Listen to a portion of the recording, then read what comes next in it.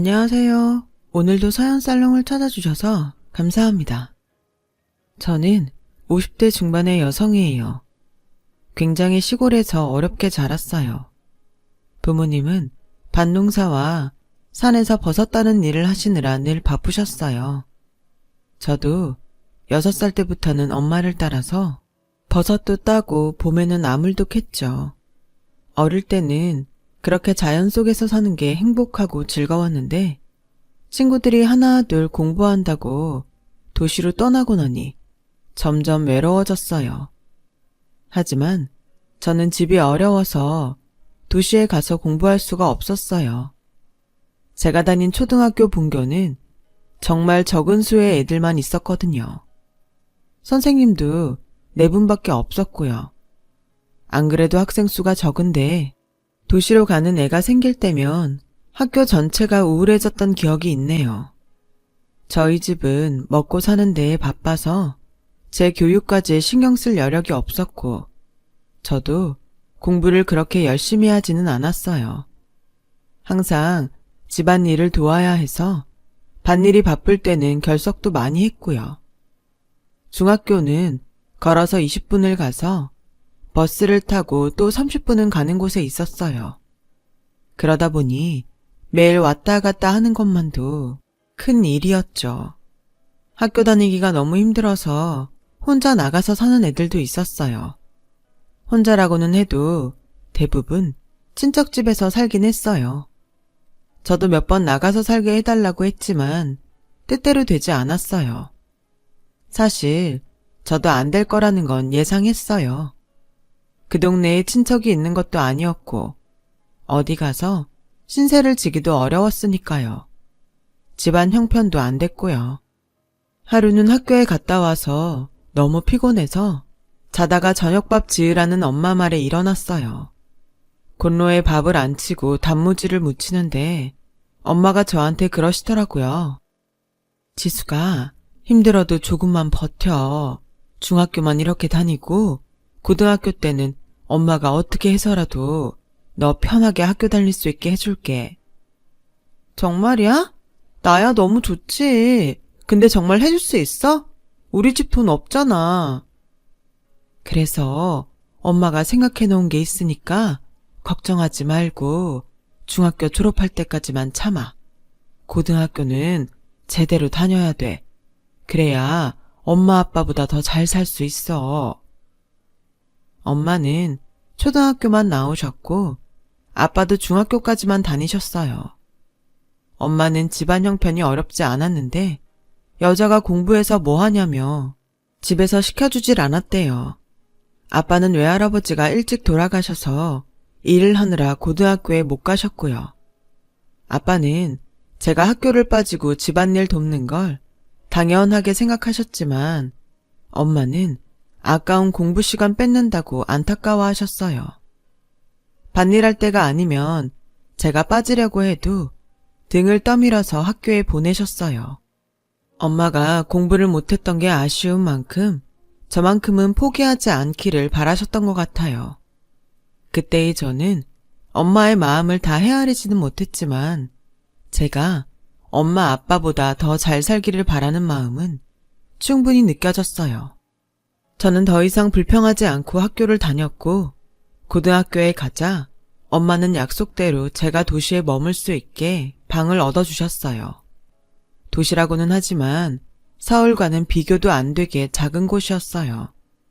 그런데도 저는 모든 게 다 크고 넓게만 느껴졌고 온통 신기한 것들로 가득했어요. 엄마는 제가 초등학교 때부터 들었던 적금을 깼다고 하셨어요. 이런 나를 위해서 내가 조금씩 모아뒀던 거야. 네가 고등학교라도 나오려면 언젠가는 필요할 것 같더라고. 생각보다 돈이 많이 모아지진 않았어도 네 쓸방은 얻을 수 있어서 다행이다. 엄마, 진짜 고마워. 나 놀지 않고 공부 열심히 할게. 주말마다 집에 와서 엄마 아빠도 잘 도울게. 아빠는 제가 집을 떠나서 공부하는 걸 그렇게 좋아하진 않았지만 반대하지도 않으셨어요. 근처에 먼 친척이 있어서 저를 봐줄 수 있어서 괜찮겠다고도 하셨고요. 또 전보다 형편이 좀 나아져서 저희 집도 바쁠 때에는 사람을 쓸 수 있게 됐어요. 그 덕분에 저는 학교 생활에 완전히 집중할 수 있었어요. 밤멜 걱정이나 산에 가서 버섯 딸 일을 생각하지 않아도 되니 얼마나 홀가분하고 좋았는지 몰라요. 그런 만큼 엄마가 정말 많이 힘들었겠구나 하는 생각도 많이 하게 되었죠. 그래서 주말에 집에 가면 제가 먼저 나서서 부엌 일을 도맡아 했습니다. 집 떠나면 다 효자가 된다고 하는데 저도 그랬던 것 같아요. 학교 생활은 정말 재미있었어요. 고3이 되니까 대학에 갈 아이들과 취직할 아이들로 갈라지게 됐고 저는 취직하는 쪽을 선택했어요. 명문대에 갈 정도의 성적은 아니었고 서울에 있는 대학에 갈 수는 있을 정도의 성적이었어요.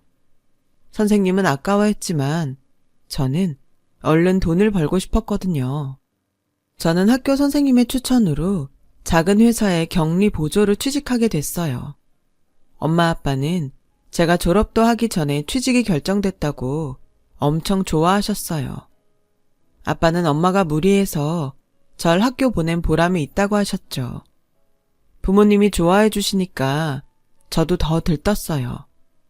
회사에 들어가서 사회생활을 한다고 생각하니 벌써 어른이 된 것 같았거든요. 학교를 졸업하던 날 엄마는 제 손을 잡고 지수가 회사에 들어가서 적응되면 그 다음에는 야간 대학이라도 갈 생각해봐. 힘들었지만 고등학교 졸업하니까 좋은 일자리가 생겼잖아. 대학 졸업하고 나면 더 좋은 데 갈 수 있고 네가 하고 싶은 일도 할 수 있을 거야.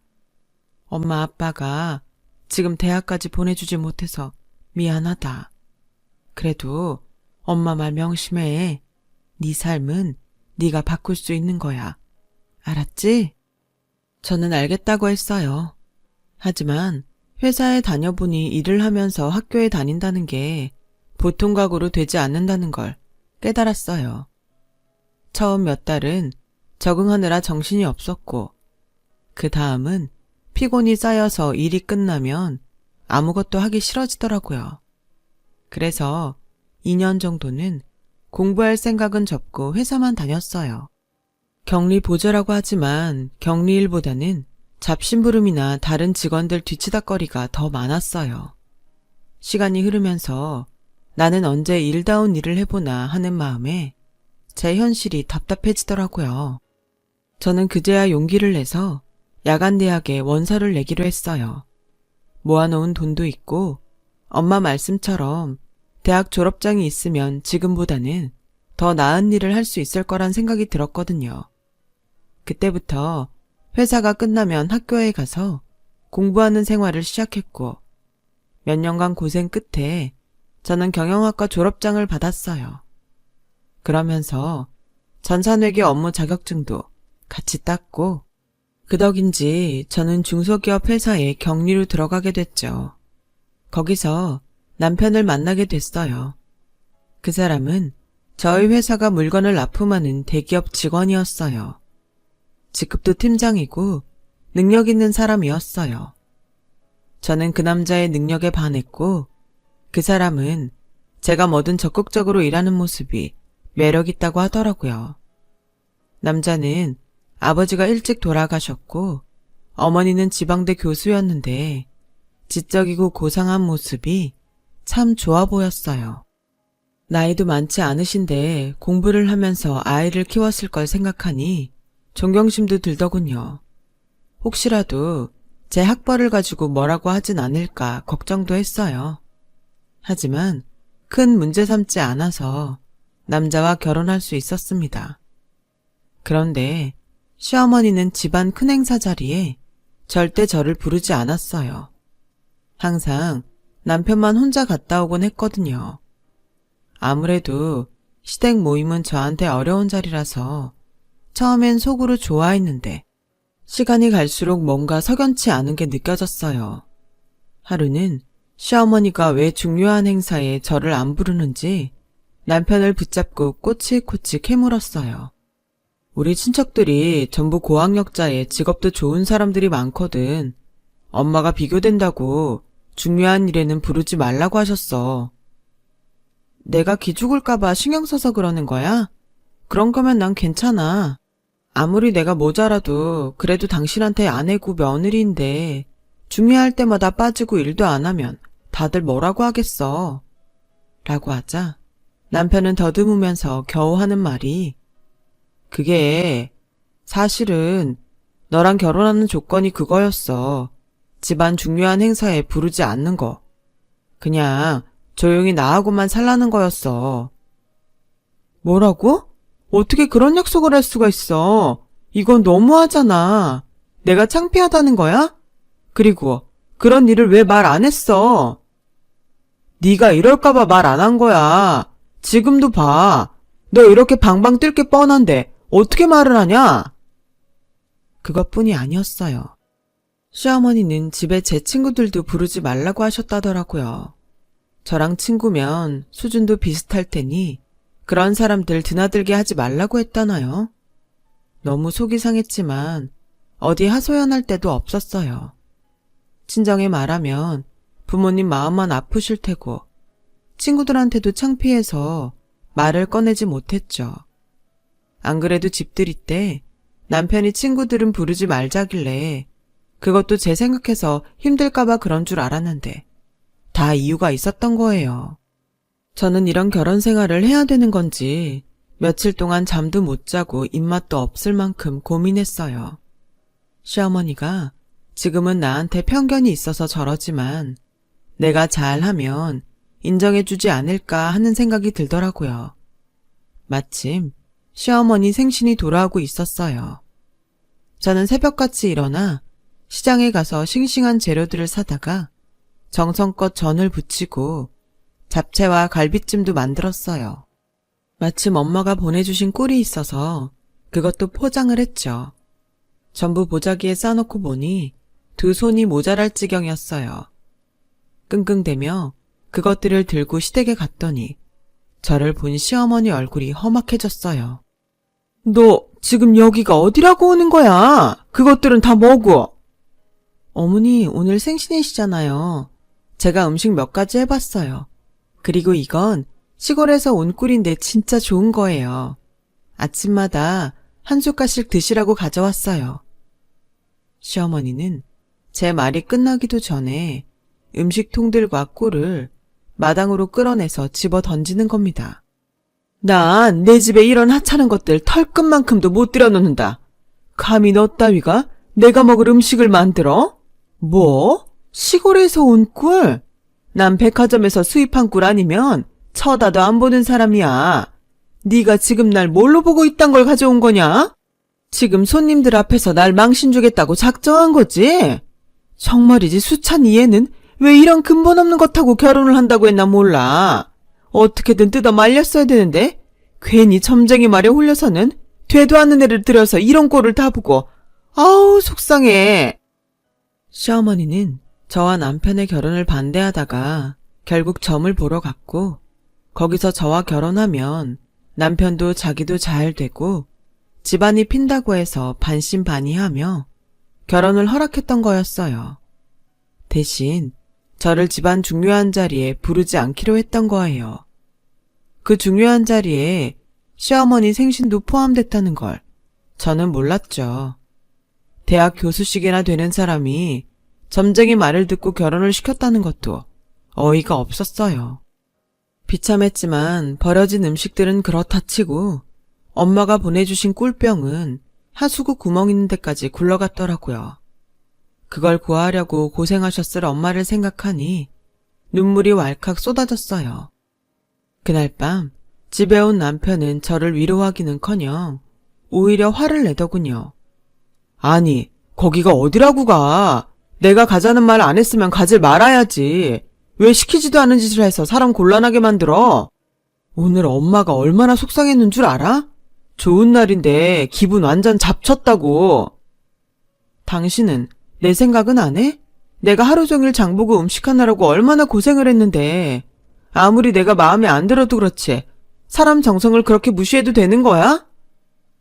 우리 엄마가 원래 길바닥에서 파는 걸로는 보리차도 안 끓이는 분이야. 재료 하나에도 얼마나 신경을 쓰시는데 어디서 난 건지도 모르는 그런 걸로 만들었으니 오죽하겠어? 안 그래도 당신한테 슬슬 채소 하나라도 백화점에서 사라고 말하려던 참이었는데 결국 이런 사단이 났네. 차라리 나한테 물어보지 그랬어. 아참, 그리고 무슨 꿀도 가져갔다며? 시골에서 온 거 설탕 먹인 가짜가 천지인데 그걸 선물로 가져가? 우리 엄마를 뭘로 보고? 그 말 들으니까 진짜 나도 기분 나쁘더라. 당신이야말로 우리 엄마를 뭘로 보고 그렇게 말을 해. 그 꿀 정말 귀한 거야. 내가 어릴 적부터 뵌 아저씨가 직접 채취하신 야생꿀이라고. 그렇게 저와 남편은 밤새 싸웠고 남편은 새벽같이 집을 나가서 하루 종일 연락도 하지 않았어요. 너무 충격을 받아서 하루 종일 일도 손에 안 잡히는데 시어머니가 갑자기 들이닥쳤어요. 시어머니는 들어오자마자 코를 막으며 인상을 찌푸렸어요. 아우, 키키한 냄새. 이게 대체 무슨 냄새야? 아니, 저게 뭐야? 청국장이냐? 네, 저희 친정엄마가 보내주신 거예요. 아우, 내가 못 살아 정말. 너 니네 친정엄마가 보낸 거 아니면 먹고 살 게 없니? 왜 저런 냄새를 집에서 풍겨? 당장 치우지 못해? 그리고 너 수찬이한테 그 꿀이 무슨 야생꿀이라는 둥 그러면서 애를 쥐잡듯 했더라. 하룻밤새 애 얼굴이 반쪽이 돼서 들어오는데 내가 얼마나 놀랐는지 알아? 그이가 어머니한테 갔어요? 저랑 싸우고 나서 간 데가 시댁이라니 정말 어이가 없었어요. 게다가 저랑 있었던 일을 다 얘기한 모양이었어요. 너는 네가 살던 데니까 아무렇지 않을지 몰라도 우린 아니다. 집에서 키우는 개한테도 안 주는 것들을 갖고 와서 우리를 모욕해놓고 적반하장도 유분수지. 그래서 내가 곰곰이 생각을 해봤는데 이건 아무래도 아닌 것 같다. 이 결혼 없던 일로 하자. 네? 아니 어머니, 제가 음식 한번 해갔다고 어떻게 그런 말씀을 하세요. 이혼이라뇨. 그리고 그런 일은 저랑 그 사람이 정하는 거지 어머니가 하실 말씀은 아니잖아요. 이거 봐. 어디서 버릇없이 말대답이나 하고? 우리 니네랑 달라서 집안 어른들 말씀을 중시하는 사람이야. 어른이 결정을 내렸으면 따라야지. 어디서 굴러먹다 온지도 모르는 걸 데려와서 집안 꼴하며 이게 뭔지 몰라. 내가 그 돌팔이 점쟁이한테 완전 속았어. 아무튼 너 당장 짐 싸서 일단 이 집에서 나가 있어라. 조만간 우리가 서류 준비해서 보낼 테니까 그렇게 알고 있어. 남편한테 전화해서 물어봤지만 돌아오는 말은 같았어요. 내가 일생일대의 실수를 한 것 같아. 결혼이라는 걸 그렇게 한순간 감정에 결정하는 게 아니었는데 그땐 내가 뭐에 씌었었나 봐. 우리 서로 자란 환경도 그렇고 안 맞는 게 너무 많은 것 같아. 차라리 빨리 끝내는 게 서로한테 더 도움되는 일 아니겠어? 깔끔하게 헤어지자. 결국 저는 쫓겨나듯이 집을 나왔어요. 집에 돌아가자니 부모님이 너무 속상해할 것 같아서 며칠을 여관방에서 혼자 지냈죠. 그런데 시댁에서 친정으로 서류를 보내는 바람에 부모님도 다 알게 되셨고 엄마는 어떻게 저를 찾아오셨어요. 네 친구 경희가 너 여기 있다고 하더라. 왜 혼자 여기 이러고 있어? 집에 와야지. 저는 엄마의 따뜻한 말에 그만 통곡을 하고 말았어요. 정말 그때 두고 보자는 마음이 생겨서 이를 악물고 다시 공부를 하기 시작했어요. 우선 제 대학 성적으로 들어갈 수 있는 학교 경영학과에 편입을 했고 거기서 1등으로 졸업하면서 서울에 있는 대학교 대학원에 갔습니다. 집안 야강대학에서 편입한 4년대 대학을 1등으로 졸업하기 위해 정말 미친 듯이 공부를 했어요. 그리고 대학원을 좋은 성적으로 졸업하면서 미국으로 유학을 가게 되었어요. 장학금을 받아서 갔지만 생활비는 부족할 때가 많았어요. 그래도 진짜 정말로 꼭 뭔가 되고 말겠다는 일념으로 그 생활을 버텨냈어요. 박사과정을 5년에 끝내는 사람들도 있었지만 절반 이상은 5년을 넘겨서 7년도 걸리고 8년 만에 마쳤거든요. 저는 5년 안에 박사를 따지 않으면 나머지 등록금을 낼 돈이 없었기 때문에 죽기 살기로 공부를 했고 결국 5년 만에 경영학 박사학위를 받을 수 있었어요. 그 사이 많은 일들도 있었죠. 아버지는 돌아가셨고 엄마가 홀로 저를 기다리고 계셨어요. 저는 대학원을 나온 대학에서 강사로 일을 시작했어요.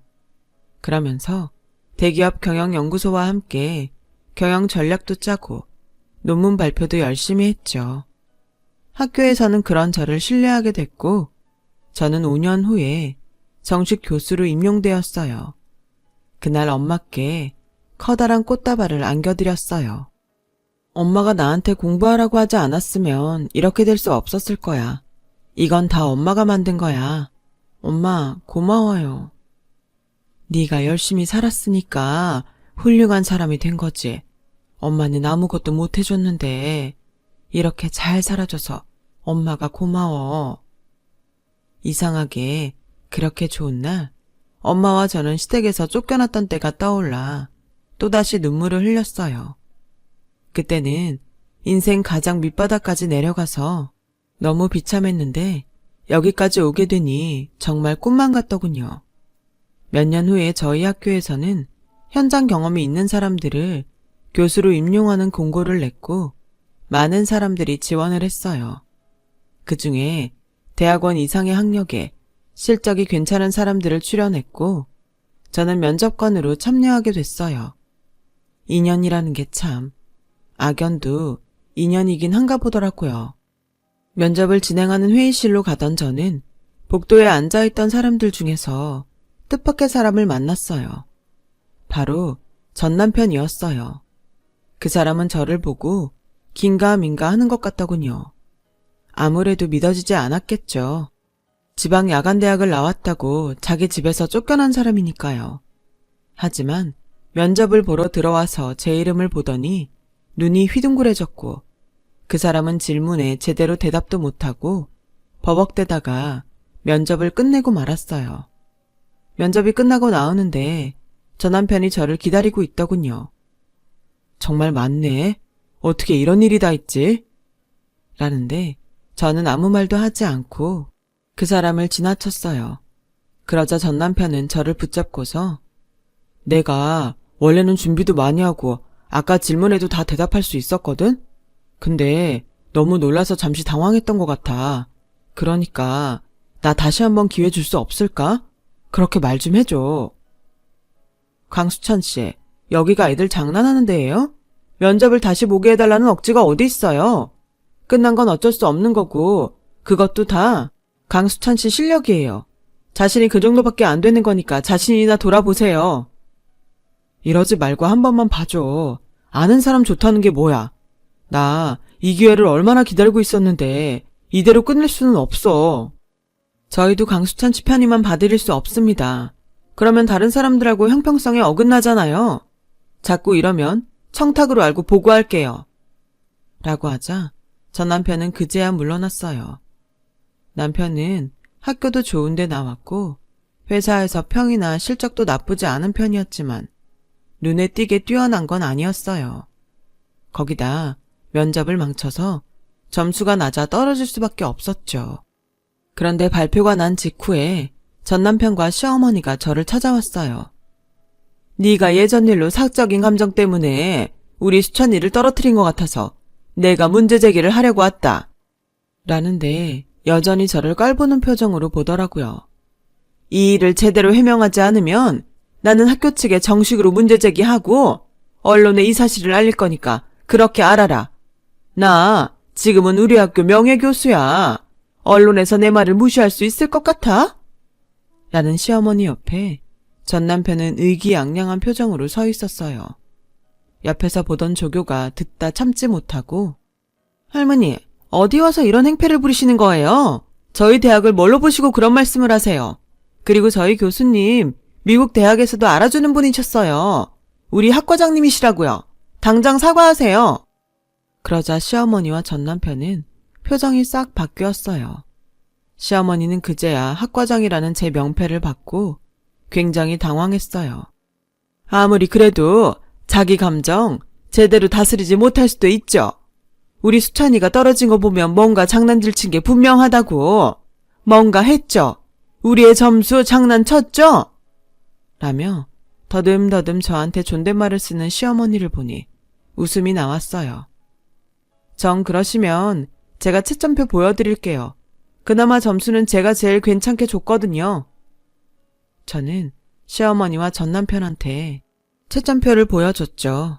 그걸 본 두 사람은 얼굴이 빨개지더니 어쩔 줄 몰랐어요. 대부분의 교수들이 전남편한테 가장 낮은 점수를 줬거든요. 할머니, 여긴 할머니가 있던 그런 작은 대학하고는 수준이 달라요. 누구 말 한마디 때문에 떨어뜨리는 데가 아니라고요.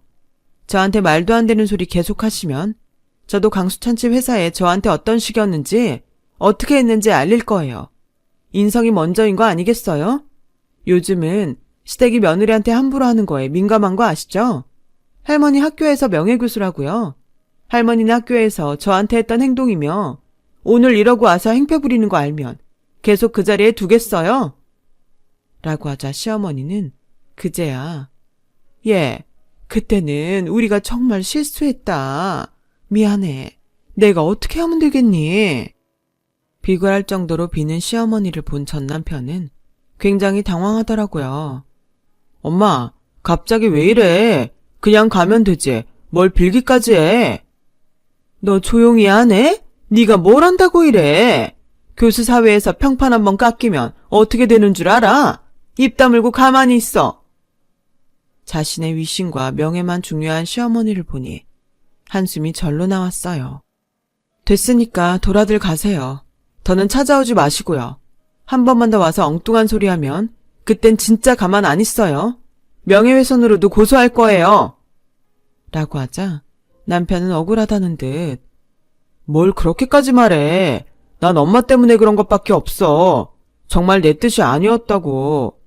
혹시라도 나한테 섭섭한 거 있으면 다 풀고 회사에는 아무 말도 하지 마. 부탁이야. 이보세요. 저랑 무슨 사이인가요? 상대방에 대한 예의 몰라요? 어따 대고 자꾸 반말이니? 라고 소리쳤더니 그 사람은 놀라서 말을 못하다가 더듬거리더군요.